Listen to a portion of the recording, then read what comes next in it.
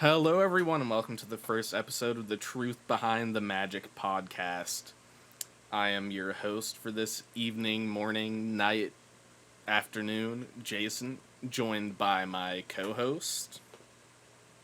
Oh yeah, it's me, Blaze. And you can introduce Howdy yourself. do, folks. It's your main man, Blaze here. I'll be co-hosting it here with Jason, and we'll be talking all things Disney. The man, the myth, the legend himself. Right. So basically for this first episode, we're just going to do kind of a backstory of ourselves, how we became acquainted with Disney, how we first got introduced to Disney World, maybe talk a bit about the Disney College program, our time working for Disney, but this will just be like a very introductory phase before we really dig into different series that will be digging into deeper aspects of many various topics. So, I'll let Blaze start off. I will just ask kind of, well, go ahead and tell us where you're from to start off with. I should probably start with that. Alrighty, folks. Well, and for those joining, if you see behind me, there's this puzzle here. What's that say? CHIEFS. I know it might be backwards for y'all, but that is Chiefs, because that is my team, because that's where I'm from. I'm from Kansas City, born and raised. I've been here my whole life. Spent obviously about a year and a month with the Disney College program. I went to the college at the University of Kansas for 4 years, so that's Lawrence, Kansas. But here I am back in Kansas City, just enjoying life and loving every minute, especially the barbecue. Gotta have it. Yep, there's some crazy barbecue there. Makes me think of Regal Eagle Smokehouse. They have the 6 or 7 different types of barbecue sauce or whatever it is. They have the Kansas City, North Carolina style, Memphis. I don't know. That was kind of a tangent. No, you're good. Well, I mean, then there's that Texas barbecue in the discussion. Yeah, there was Texas barbecue. We don't talk about Texas barbecue. So I'm from North Carolina, more specifically Western North Carolina, but when it comes to football, since that was thrown out there, I won't even discuss the current state of Panthers football. It's basically non-existent at this point. Oh, it's basically the only hope we have now is to keep other teams out of the playoffs. But anyway, this is a Disney podcast, so I should probably rope that back in. So I would pivot to my second topic, which would basically be, what was your first kind of experience with Disney? Like, growing up, what got you familiar with the company? Right. So for me, it was, my mom wanted to make sure that, my brother and I were heavily influenced by Disney, so we immediately started watching, the first movie, Cinderella, and we watched a lot of the other cartoons that were, not too long, not like a whole movie, but 15 minutes or so, and we would watch those, but all the major pictures, like princess movies, non-princess movies. Some of you be like, Blaze, you don't like a princess movie guy. Let me tell you something. There's some that are like Mulan. Should call me anytime, okay? Let me tell you. But anyway, so yeah, I was just right out the gate. Disney. It was magical. It was wonderful. There was a lot of comedy in it. There was some serious stuff in it, like in Cinderella, not Cinderella, but Snow White. That stuff. Wow, there's some serious stuff in there, and at some Disney movies I liked because they taught life lessons. Like, Snow White is like, hey, you even though you might be completely adjacent from someone that's completely jealous of you because of who you are, or how successful you might become, or how beautiful you are, or whatever the case may be. You just persevere and you keep fighting through it. And you have, friends or family or whatever there to support you and be with you at all times. And you get through it and you find the right person that is a match for you, bam, and it just works. So I love that. Then after Snow White, Cinderella, Dumbo, all those, up until now, there's some modern stuff I haven't watched. Some of the remakes, I can't do it. I just because not because No. like they might be bad films, It's just because I have respect for old school stuff. And well, Jason, I guess you can. What about you? What about you on this question about what had started you out for Disney or Disney movies?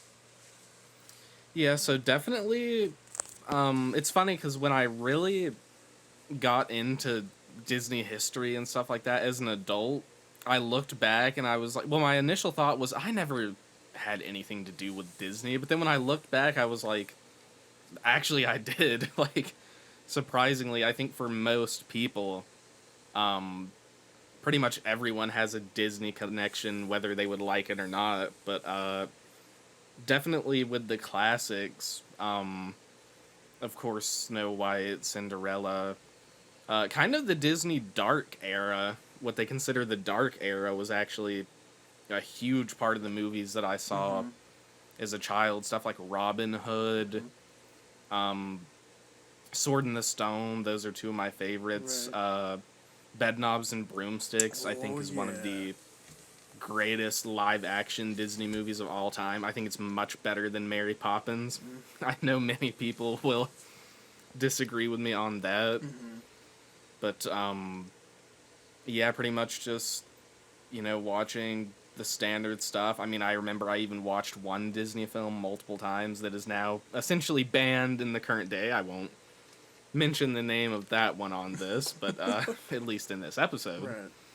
But yeah, pretty much up till that, it was really just the media. Mm-hmm.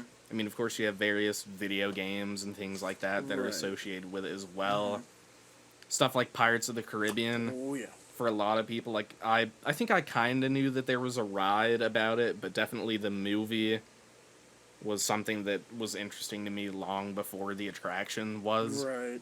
So I think for a lot of people, that kind of gets them into the parks, which kind of was another topic I had here, which was kind of our first experience in the parks. What was that like? And I know for me, I only went to the parks once before I was technically an adult, and it was when I was 5 years old. I went just to Magic Kingdom, none of the other parks. It was around Thanksgiving of probably 2003, something like that. I was about 5 years old. Um, and I think it was. I think people who don't get to go to Disney World until they're an adult have a unique perspective because you don't know what to expect at all. Like, I wasn't someone that grew up watching like the Disney World media that's like put out to promote the park or anything either. So when I went as an adult, I was like, oh, so this is what it really is. But I will turn it back to my co-host here with kind of the same question. Right. When did you first go to the parks, and what was your experience with that up through the time that you kind of started technically working for the company? Right. Yeah. So my first time going was, sadly my family's like, hey, look, we love y'all, but Disney's just too expensive. So my childhood, I did not have it, but it was okay. I mean, and there would be commercials on TV of like, oh, Disney World, blah blah blah. I'm like, is it really that wonderful? Is it really that magical? I just didn't know. I just commercials and the movies. That was it for me. So then, right before I started the Disney College program, they let you come in about a week or two before you officially start. And so that was my first experience. And man, it was honestly everything that the commercial said. I mean, it was this magical, whimsical place that, truly had certain aspects of like, wow, like, you just start jumping around and just start acting crazy. Not that I did, but definitely was so cool. And seeing Pirates of the Caribbean and going to that, which was, talked about favorite rides, not only favorite movie, but also favorite ride.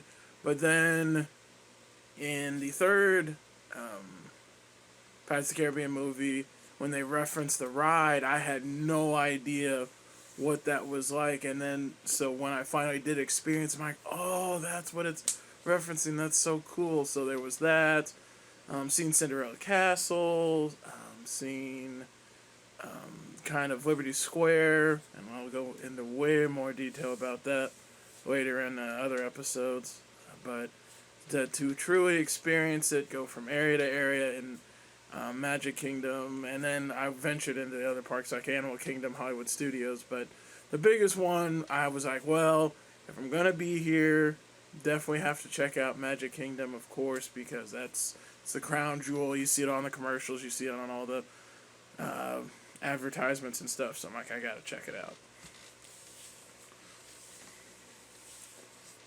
But yeah, and then after that, after all the fun stuff, and luckily we did get in for free, because I don't think I would have gone if they were charging. But the beauty of it was that it was free, and but I look at people like, man, these people are paying thousands of dollars and having to deal with all the hassle of like communication and figuring out, okay, like Timmy wants to go here and Sally wants to go there, and my wife wants to go there and I want to go to that place, and it's like, instead of dealing with all that, just being there by myself truly was honestly a great feeling. Not because I wouldn't have loved being there with a family or something.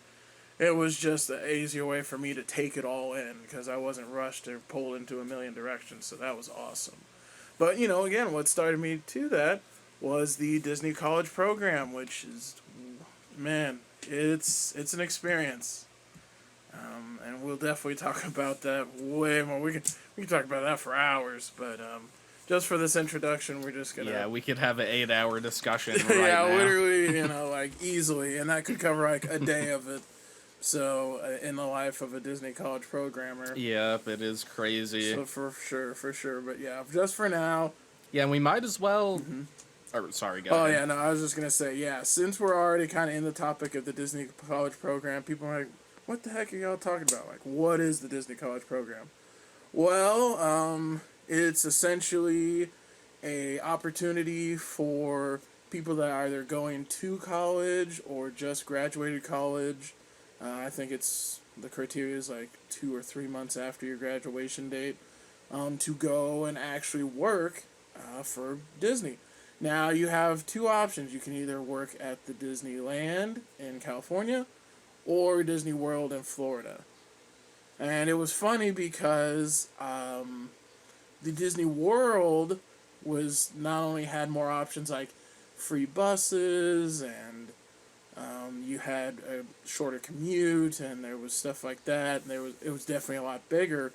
Even the recruiters from the Disney College program were like, yeah, the California one is nice, that's the original, that's the one Walt was at, etc., but you do have to have your own apartment that you have to pay for. The company doesn't provide you a place to stay and then you pay them to stay there. No, it was like you'd have to find your own apartment, have your own mode of transportation. Really, it was a lot. It was a big mess. But so I went, obviously, naturally with Disney World because it was a lot easier, and I do like Florida. I like the weather. I like the people.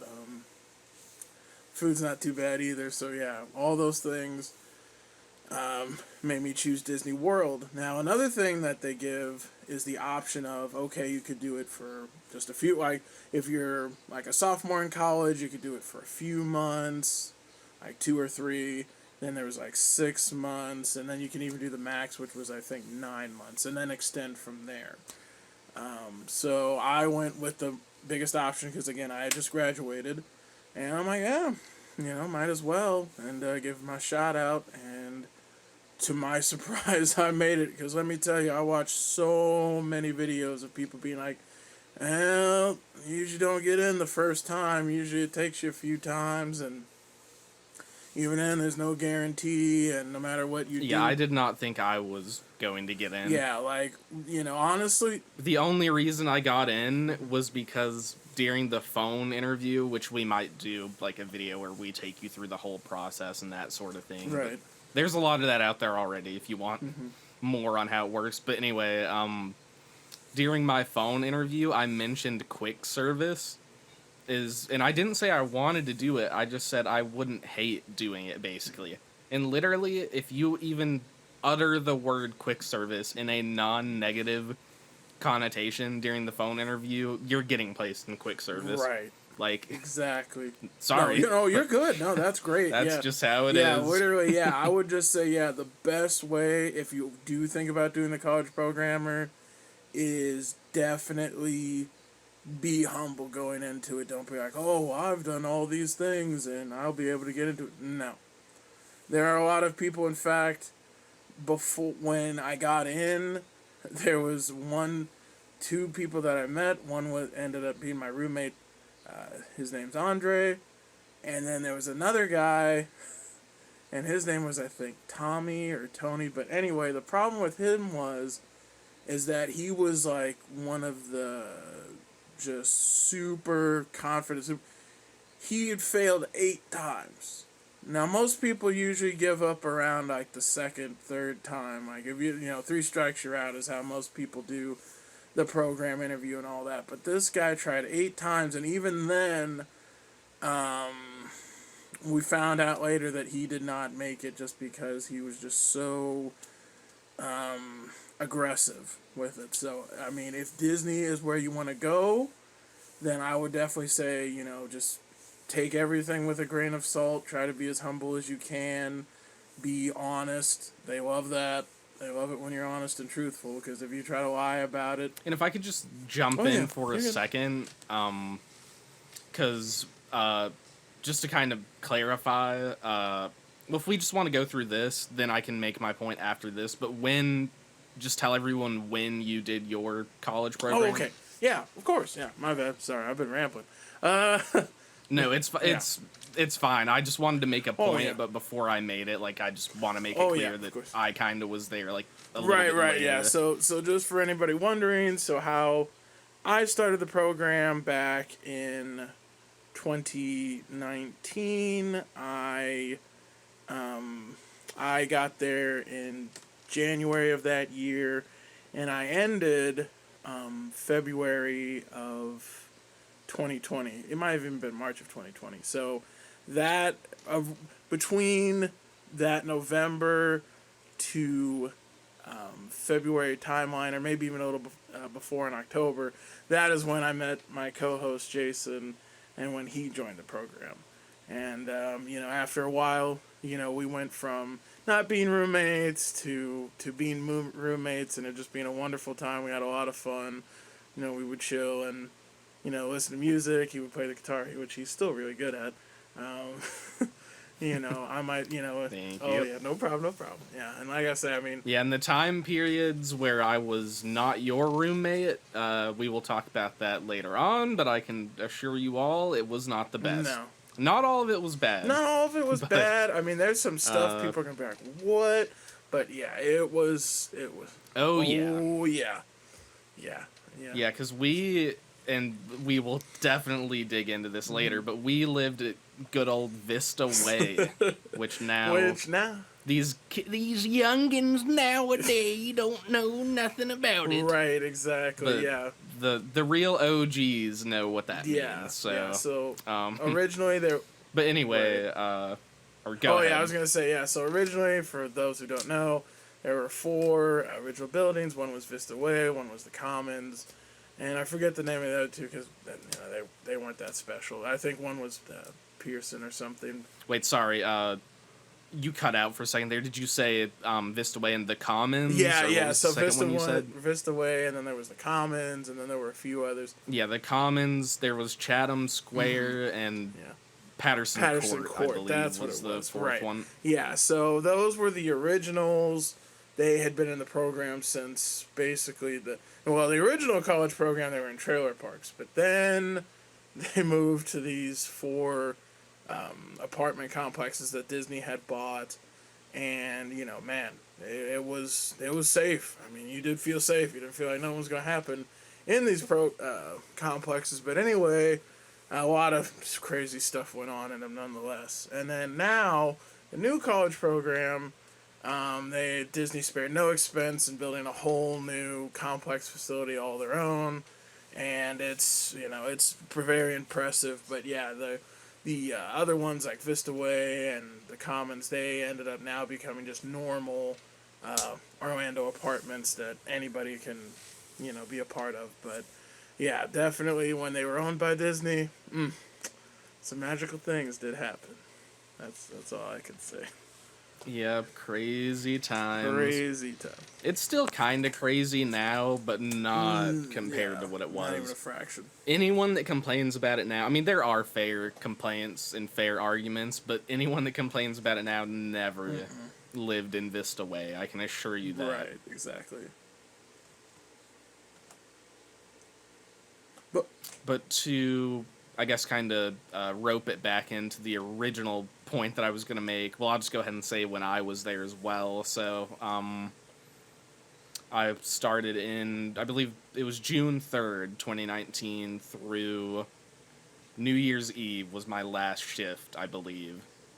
That was my original program. It was in quick service, which we will get into all that.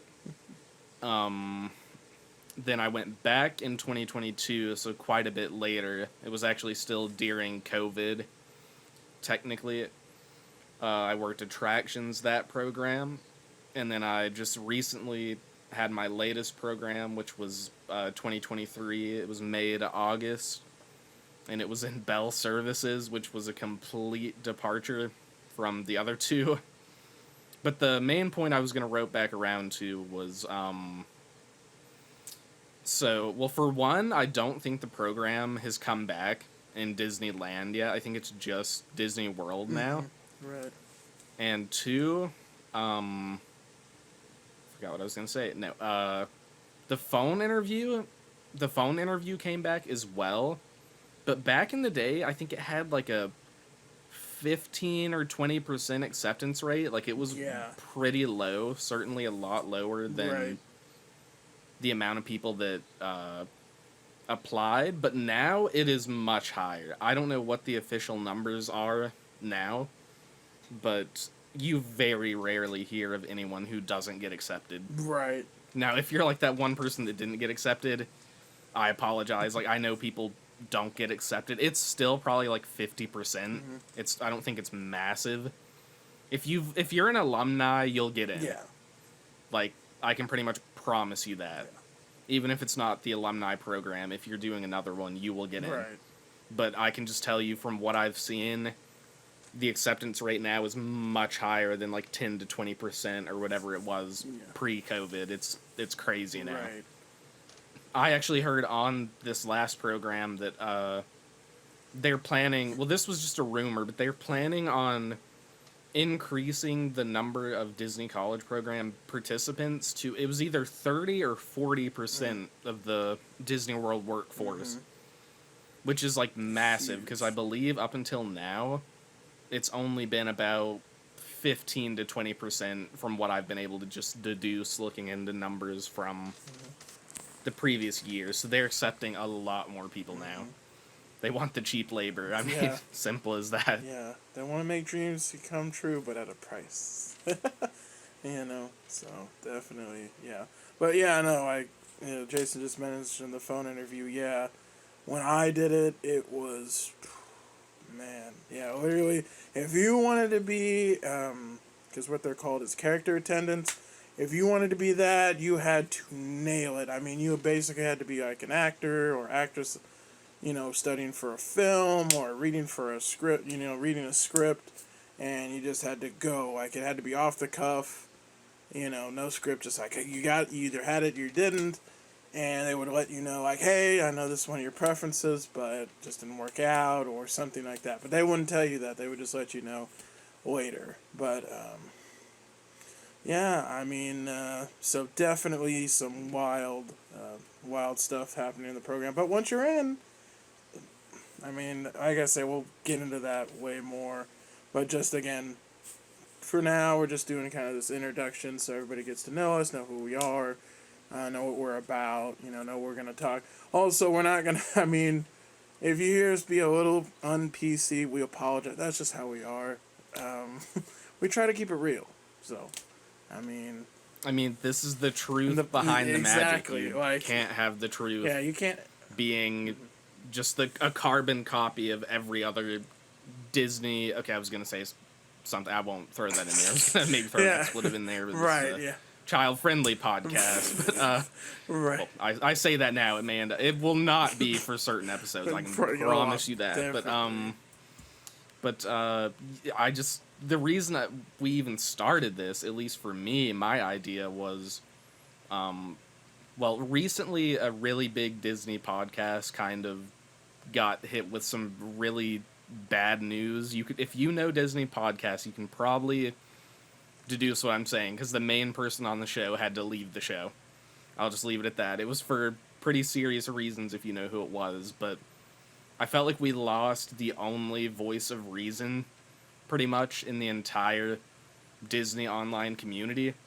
So I feel like there's definitely a gap for people that are legitimately looking objectively at the issues and not just kissing up to Disney. I guess that's the cleanest way to put it. Right. So we're gonna be real with the facts with you here. And I know you see these videos like the truth behind the Disney college program and stuff, but even that, I feel like people either love everything about Disney or they hate everything about it. And I just feel like both those viewpoints are completely wrong. Right. Yeah. So really our plan here is to give you an honest opinion from people who have been within the company and have really seen things pretty much at their lowest point on the totem pole when it comes to Disney. Exactly. And for us to give you our honest opinion about that sort of thing. So that's right. Well, I guess that's all we truly have again for this first episode. More like an introduction, but as we get into them, they're gonna get wilder. They're gonna get it's crazy. They're gonna get wilder. They're gonna get funnier. They might get a little crazy. You might want to cover your kids' ears. Some of them, like we might have to be like, hey, we have a lot planned. A lot. So like I say, this is just step one. And every journey continues with a single step. Yep, if you stumble across this video, we definitely appreciate you. Right. We hope you will join us for more. There may be some technical issues on this one. We kind of had to jerry-rig this together. Blaze is on a phone, and this is the first time we've really used this software. But yeah, we've got a lot coming. We'll have a whole Disney college program series. I mean, that'll be dozens of videos. I can guarantee that. Right. Maybe over 100 at some point. You never know. We'll be doing tier lists. You know, our favorite resorts, favorite parks, favorite foods, that sort of thing. Maybe just talk about what's going on with the company nowadays. But other than that, I think that's pretty much all we've got for this episode. Sorry, I keep saying I'm not You're okay. really You're okay. In the habit of doing this yet. No, but okay. So yeah, I guess that'll do it for the introductions and kind of a background on the Disney college program and just where we're coming from on this. So we hope to see you soon. Right. And we will catch you later. Right. Yeah, I was going to say until next time. Goodbye. Keep your eye on the sky.